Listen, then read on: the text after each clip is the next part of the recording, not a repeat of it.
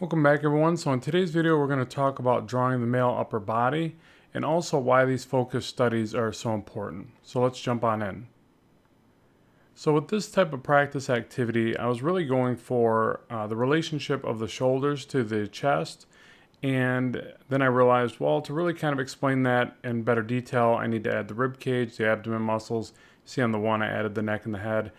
And so my goal here was to move these around, move the shoulders around, and try to envision the way that it would react against the chest.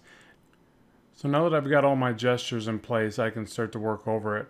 But I really recommend in the beginning stage, keep those gestures loose, a lot of sketching, a lot of throwing lines. Sometimes I'll even switch to a bigger brush so there's a little bit less control so I don't tighten up too much.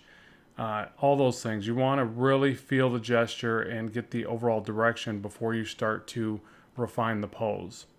And so now I'm dropping in the line work over my rough gestural sketches and trying to kind of connect the dots. I'll still move things around a little bit, but it's kind of a, start here and there kind of thing, and really paying attention to the way the muscles connect or intersect, things like that.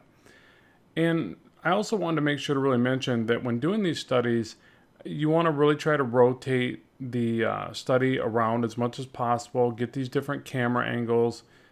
Be sure to really challenge yourself. Oftentimes we draw repetitively because it's things we're comfortable with, and that can really hinder your growth.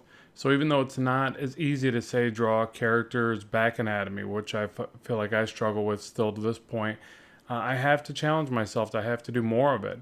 So again, really fight the urge to just draw what you're good at and go for the things that you're not so good at.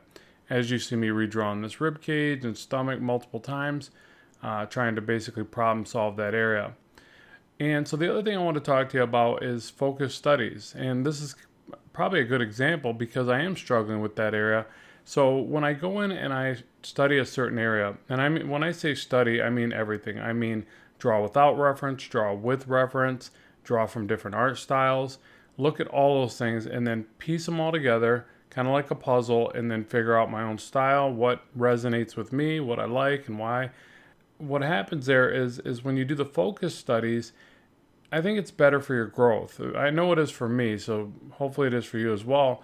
When I struggle with a certain area of the body or whatever it is, light and shadow, if I go in and I just really focus on that specific thing for a long period of time, that's going to be subjective. Your long period of time may be focusing on it for a month or two.